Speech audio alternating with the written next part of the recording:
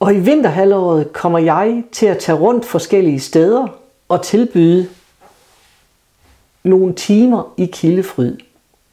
Blandt andet kommer jeg til at være tæt knyttet til Hjerterum i Aarhus, hvor jeg gennem vinterhalvåret har aftener 3 timer i Kildefryd, hvor jeg arbejder som på Kildefryd, udefra og ind.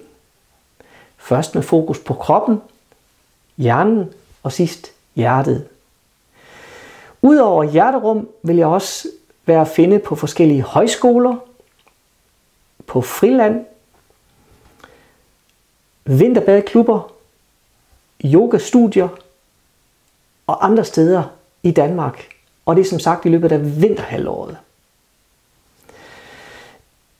En anden vigtig ting i forbindelse med de workshops, jeg tilbyder, er mine krystalsyngeskåle.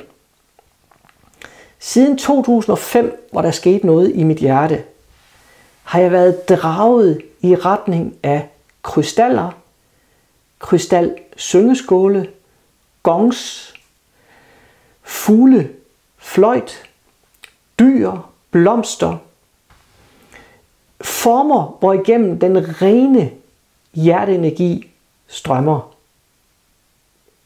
Og derfor udgør de her krystalsyngeskåle for mig et vigtigt redskab til at åbne op i dit hjerte,